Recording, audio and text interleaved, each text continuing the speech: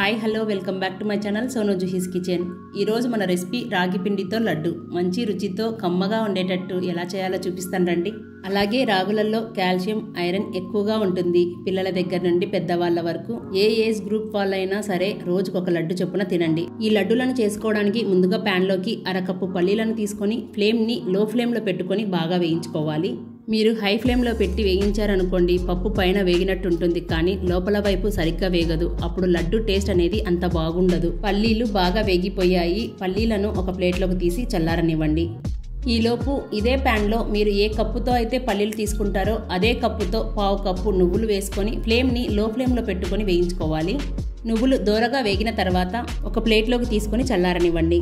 ఇదే ప్యాన్లోకి 2 table spoon నెయ్యిని వేసి జీడిపప్పు బాదం వేసి దోరగా వేగిన తర్వాత ఒక బౌల్లోకి తీసి పక్కనుంచండి. ఇప్పుడు నెయ్యి మిగిలింది కదా, ఇదే నెయ్యిలో ఒక కప్పు రాగిపిండిని వేసుకొని ఫ్లేమ్ని లో ఫ్లేమ్లో పెట్టి మంచి వాసన వచ్చేదాకా వేయించుకోవాలి. వేయించేటప్పుడు మీకు తెలిసిపోతుంది, మాడనివ్వకుండా జాగ్రత్తగా వేపుకోవాలి. వేయించమన్నాను కదా అని మరీ ఎక్కువసేపు వేయించకండి, లడ్డు టేస్ట్ అనేది మారిపోతుంది. ఇప్పుడు ఈ పిండి వేగిపోయింది. స్టవ్ ఆఫ్ చేసి పూర్తిగా చల్లారనివ్వాలి. పల్లీలు పూర్తిగా చల్లారిన తర్వాత ఇలా పొట్టు తీసి పక్కనుంచుకోవాలి. ఇప్పుడు ఒక పెద్ద మిక్సీ జార్ను తీసుకొని మీరు ఏ కప్పుతో అయితే పల్లీలు తీసుకున్నారో అదే కప్పుతోటి బెల్లం తురుము వేసుకోవాలి. ఇందులోకి వేయించి పెట్టుకున్న పల్లీలు, నువ్వులు, రాగిపిండి, బాదం పప్పు, జీడిపప్పును వేసుకోవాలి. అలాగే 5-6 యాలకులను వేసుకోవడం వలన మంచి ఫ్లేవర్ వస్తుంది. ఈలోపు మీరు ఏ కప్పుతోటి పల్లీలు తీసుకున్నారో అదే కప్పుతోటి కొలుచుకొని అరకప్పు నెయ్యిని కాచుకోవాలి. ఇప్పుడు వీటన్నిటిని కలిపి ఈ విధంగా గ్రైండ్ చేసుకోవాలి. మీరు ఎలా చేస్తారంటే ఒకటేసారి మిక్సీకి వేసేస్తే సరిగ్గా కలవదు.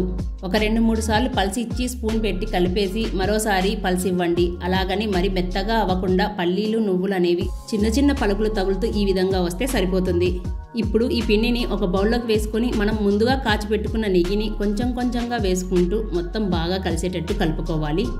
ముద్దకు వచ్చేటట్టు చేత్తో గట్టిగా ప్రెస్ చేస్తూ కలపండి. ఈజీగా లడ్డులు వచ్చేస్తాయి. మిగిలిన నెయ్యిని కూడా వేసుకొని ఇలా పిండి మొత్తాన్ని కలిపిన తర్వాత ఇలా కొద్ది కొద్దిగా తీసుకొని లడ్డూల షేప్లో చేసుకోవాలి.